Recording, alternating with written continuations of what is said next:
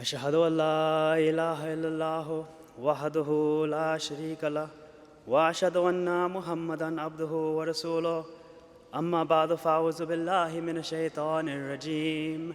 Bismillahir rahmanir rahim. O ye who believe, shall I point out to you a bargain that will save you from a painful punishment? That you believe in Allah and His Messenger, and strive in the cause of Allah with your wealth and your persons. That is better for you, if you did but know. He will forgive you your sins and make you enter gardens through which streams flow, and pure and pleasant dwellings in gardens of eternity. That is the supreme triumph. Chapter 61, verses 11 through 13. These revelations from Allah speak to every single one of us. The first verse hooks us immediately. Shall I point out to you a bargain that will save you from a painful punishment? Absolutely, yes, please. Allah tells us exactly what we must do. Believe in Allah and His Messenger. All right, that's the kalma. We all believe that. That's easy. What's next? Strive in the cause of Allah with your wealth and your persons. This is where some of us may have a harder time. When the time comes to sacrifice our money and our time, there may be moments when we hesitate. Why do we hesitate when we are promised the supreme triumph?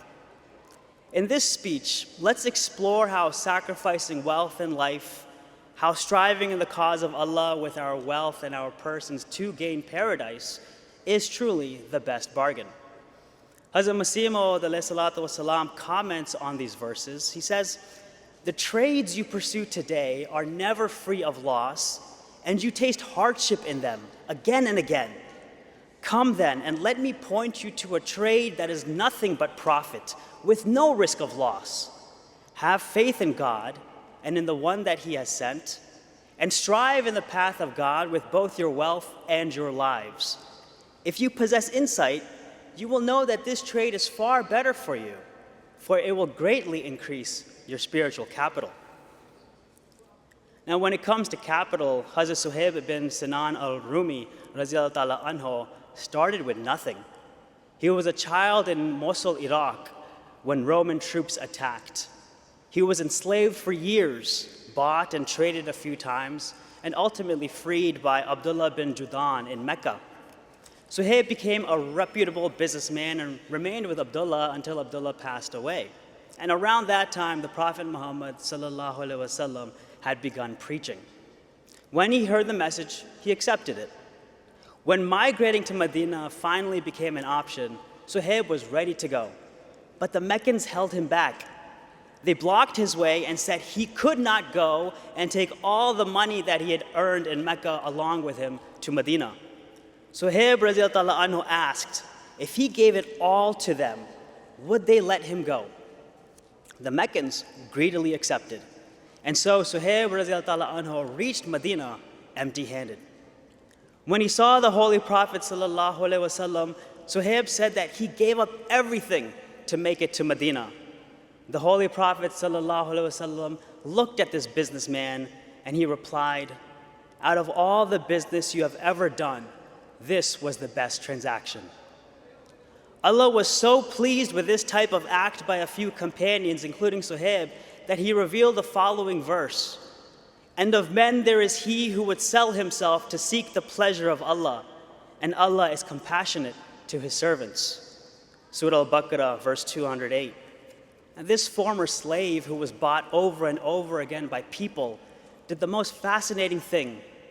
He finally bought his freedom by selling himself to Allah. Hazrat Masih Maud explains regarding this verse that such people deem it a blessing from God and their own highest fortune to sacrifice their lives in His path and spend their wealth in His cause. And today we see people rushing to get rich quick. How many of us see those around us consuming their lives trying to time the market at the right dip, or trying to create viral content on social media and make that a career? Hazrat Khalifatul al-Masih Ayyadullah Ta'ala bin Aziz has reminded us of a much better investment that the Prophet of our time has left for us. When Hazur Anwar Ayatollah Ta'ala bin Aziz calls us for Bai'at at Jalsa, we all rush forward. We all put our hands on each other's shoulders. Yet when Hazur Anwar calls us to become Musi, we get shy and say that we are not righteous enough. But what's the difference between Bai'at and Wasiyat? Only money. We are either too afraid to put our money where our mouth is, or we doubt Allah's promise. Allah promises, who is he that will lend to Allah a goodly loan? He will increase it manifold for him, and he will have a generous reward. Chapter 57, verse 12. Perhaps we do not fully appreciate what Allah can do. Allah tells us that whatever is in the heavens and the earth glorifies Allah, and He is the mighty, the wise. Chapter 57, verse 2. Now, how does all that is in the heavens and the earth glorifying Allah relate to sacrifice? Well, take a look at your inner wrist, and you'll see a green vein. In this vein is iron. It was forged in the cores of dying stars, escaping only when the stars exploded, headed on a path towards Earth, most likely at a time when Earth did not even exist. And when Earth was formed, it was not standing still waiting for the iron.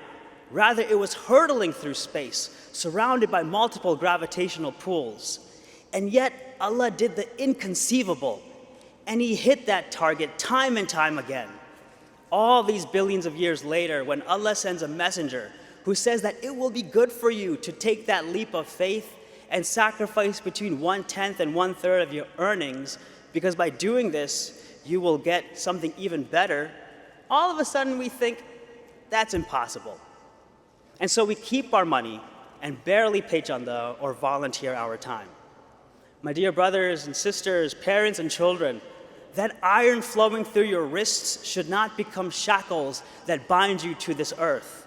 Rather, the very presence of that iron in you should make you glorify your Lord, so that when your Creator asks, who is he that will lend to Allah a goodly loan, that those same hands will strive to give whatever you can in the cause of Allah, because Allah promises He will increase it manifold, and He will have a generous reward. Just like Allah provided for the earth in impossible circumstances, He too can and will provide for you no matter what you're going through, because whatever is in the heavens and this very earth glorifies Allah. For example, there was an Ahmadiyya Muslim from Minnesota. He was a student. He donated all of his savings to the mosque fund. Then he collected and donated another $1,000. And after this, he became extremely worried and anxious. He didn't know how he would pay for tuition and rent in the next month. Allah took care of him in such a manner that he was granted a scholarship for $3,000. But the blessings did not end there. He later received a fellowship, which is a highly competitive process, and that helped him earn a PhD. Now, this student engaged in a qurbani, which is often defined as a sacrifice or an offering, but it also shares roots with drawing nearer to someone. So in essence, qurbani is a significant offering intended to bring one closer to Allah. It is a trade. And the Promised Messiah ﷺ writes about this, saying, because worldly wealth grows through commerce, Allah Almighty has likewise described the quest for faith and the desire to advance religion as a form of commerce. He says, shall I guide you to a bargain that will save you from a painful punishment? The finest bargain is the trade of religion, for it delivers one from a grievous torment. Now, why do we think that giving Allah pennies from the dregs of our income and a few grains of sand from the hourglass of our life will bring us closer to Him? Can you offer a thoughtless gift to your friend and expect that to bring you two closer? Take, for example, a story of an Ahmadi in America. He is a husband, a father, and a Musi. And just last year, in 2024, he was laid off from his job after years of loyalty to his company. Yet his loyalty to his company was nothing compared to the loyalty to his Creator. This is why he remained steadfast while applying to over 100 jobs over months. Now, despite being an accomplished employee from a Fortune 500 company, he barely even received an interview. He realized that this was the perfect opportunity to fulfill the house payment part of the wasiyat. He'd always wanted to do this, but he never had the means to do so. Now, at first, he wanted to contribute after securing a new job, but he realized that conditional sacrifice limits spiritual reward. So placing his trust in Allah, he pledged 1/3 of his severance immediately. Now, this was money he otherwise needed for the mortgage, for bills, healthcare, food, and other necessities. After all, he had no idea how long he would be unemployed for, and the news was full of people being laid off for over a year. Now, this Musi gathered the forms he needed, and he had them signed at Jalsa. Afterwards, as he sat in his car, he received a call from an unknown number, and he answered the form.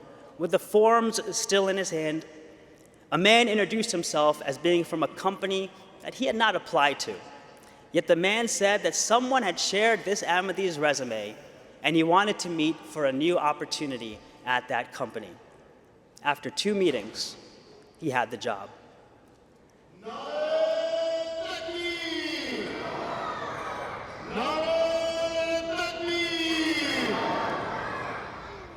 How majestic is our Allah, who opens doors we did not even know existed. All it takes is striving with our wealth and our persons, and Allah upholds his side of the deal every single time. And as we grow, we learn that it's never about the money. The Holy Prophet Muhammad ﷺ said, "Wealth is not in having many possessions, but rather true wealth is feeling sufficiency in the soul." And that is tawakkul, trusting Allah's plan, which the promised Messiah ﷺ demonstrated throughout his life. And during the first Jalsa, the entire hospitality expense for the guests was paid for by the promised Messiah ﷺ out of his own pocket. When money ran out, the promised Messiah instructed the Langar Khana in charge to go get jewelry from Hazrat Ammajan anha and sell it to cover the food expenses. They had exhausted all the resources available to them, and it still was not enough. They still needed to fund the final day.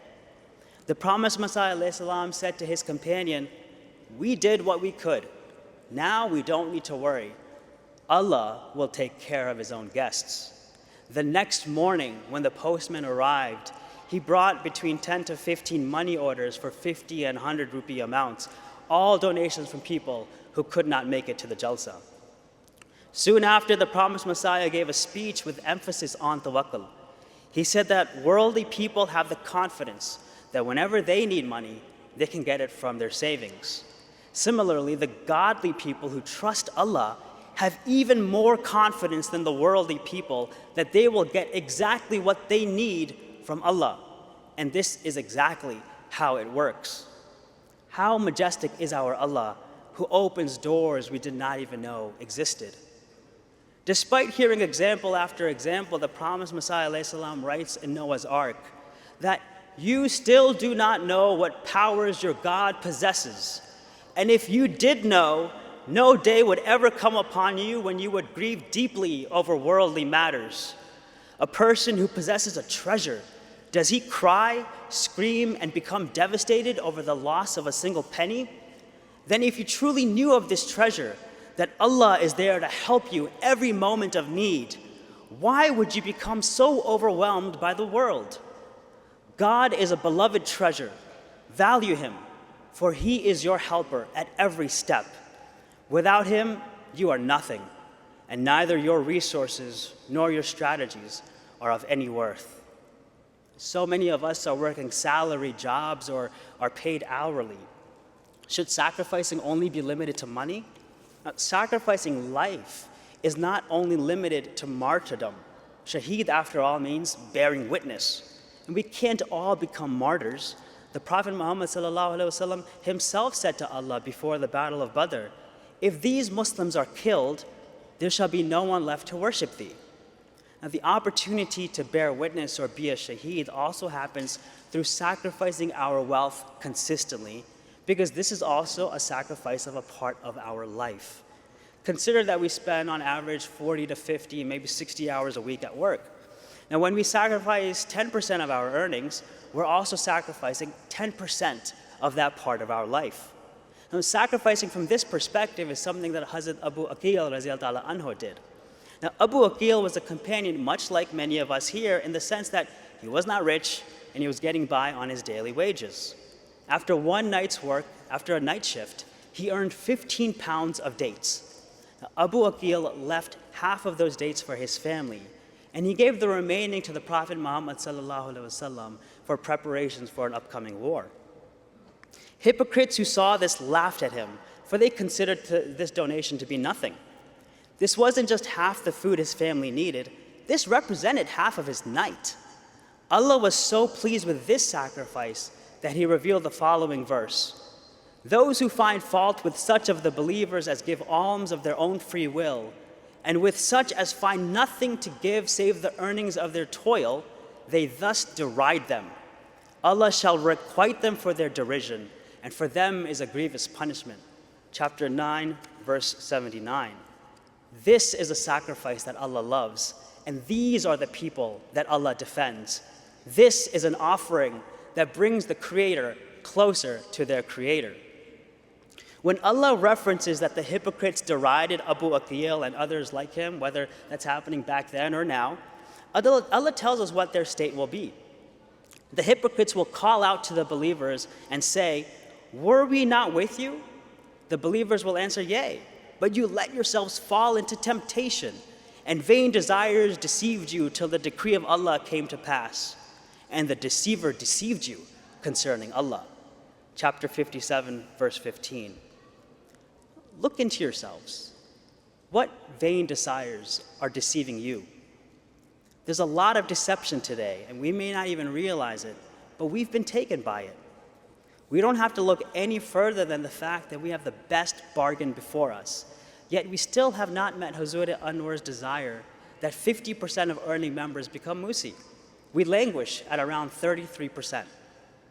Allah cautions us not to let this life deceive us. If Allah meant for us to be of this world or for this world, He would have created us without death. When will we realize that this bargain is only available for the limited time that we are here? As the Holy Prophet ﷺ said, "What is the world to me? What am I to the world? Verily, the parable of myself and this world is that of a rider who seeks shade under the tree. Then he moves on and leaves it behind." Zaid Hassan had barely sat in the shade before he moved on and left it behind. After 2 years of study, he accepted Ahmadiyya in 2019. 3 months later, he signed the Wasiyat forms. In 2023, Zahid was performing security duty at the Jalsa Salana in Bangladesh. Terrorists came and attacked. The Qudam worked to protect the premises after the terrorists breached the gates, and in the fray, Zahid was separated from his Ahmadi brothers, which the terrorists took as an opportunity to mercilessly attack him. They martyred him so violently that it took 2 hours to identify Zahid. When it comes to striving in the cause of Allah with your wealth and your persons, Zahid did both. I will end with a story of a companion who lived a very long life, Hazrat Ammar bin Yasir, Razilullah Ta'ala Anhu. His hand was shaking as he held his spear due to his advanced age. Someone gave him a glass of milk, and he, while standing on the brink of battle, laughed. He said, "The Holy Prophet Muhammad ﷺ stated that the last drink I would have would be a glass of milk." Before plunging into the battle of Siffin and becoming a martyr, Hazrat Ammar said, "Paradise lies under the luster of the sword, and the thirsty shall reach the spring. Today I shall meet my loved ones, and today I shall meet the Holy Prophet ﷺ and his companions." These are not words to be taken lightly.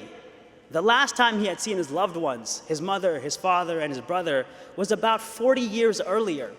His father, Yasir Razilullah Ta'ala Anhu, and mother, Sumayya Razilullah Ta'ala Anha, were being tortured alongside him in the heat of the Arabian desert, sometimes forced to wear chainmail, other times having their heads held underwater for so long that they would lose consciousness. Ultimately, Ammar's father was killed by this torture, and his mother, Sumayya, was killed when Abu Jahl drove a spear through her leg, impaling her in the groin, making them two the first martyrs in Islam. Soon after, Abu Jahl also martyred Ammar's brother, Abdullah. Now, Ammar was his family's sole survivor. Over the next 4 decades, he strived in the cause of Allah by sacrificing his wealth and time for the sake of Islam. He obeyed the Prophet Muhammad ﷺ and all of the Khulafa until the time came for Ammar to join his family of martyrs in the only way that seemed right, to become a martyr himself. So many of our ancestors in Islam and Ahmadiyya and in our families gave everything, their comfort, their wealth, their lives, because they trusted in Allah's promise. They believed that striving in his cause was indeed the best bargain, and history remembers them for that. Now, in America, we have not faced torture in scorching deserts. We have not felt the weight of a spear in our hands, and we've never had to defend our Jalsa from terrorists. But we are being asked to honor the same deal, to give of our wealth and ourselves to get closer to Allah. Coursing in our blood is iron forged in stars, but Allah is even closer to us than that. So let's not let this iron chain us to this world. Let it remind us of the power and the majesty of our Creator, the one who always delivers on his promises beyond our wildest dreams. As we are in the throes of an uncertain economy, let us remember what comfort Hazrat Khalifatul Masih al-Khamis, Ayyadullah Ta'ala bin al-Aziz, has provided in a khutbah on November 8th, 2024, in regards to financial sacrifice. Hazrat Anwar said, "If we continue doing this to earn Allah the Almighty's pleasure, He will continue to fulfill our needs. We will live our lives without any fear or grief. Allah the Almighty will deliver us from every fear, remove every sorrow, eliminate our difficulties, and fulfill our needs. This is what every Ahmadi should strive to achieve, earning Allah the Almighty's pleasure. This has been demonstrated in the examples of those Ahmadis who understand this and who have been showered with Allah the Almighty's blessings. When Allah says, 'Shall I point out to you a bargain that will save you from a painful punishment?' let us respond without delay. Let history bear witness to your sacrifices, that this indeed is the best bargain, not just for the hereafter, but for the peace, the purpose, and the promise of Allah that we gain in this life too. May Allah accept our offerings, bless our efforts, and grant us the supreme triumph of His warm embrace. Ameen.